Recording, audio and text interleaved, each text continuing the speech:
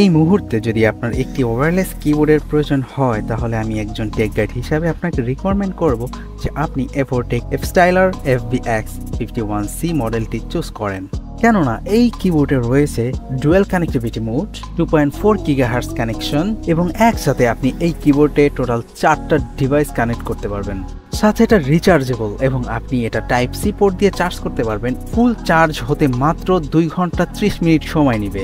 দীর্ঘ কাজের সময়ের জন্য এটি তার লো প্রোফাইল চকলেট কি ক্যাপ এবং আলট্রা স্লিম চকলেট স্টাইল কি ক্যাপ কাঠামোর জন্য একদম পারফেক্ট একটি কিবোর্ড।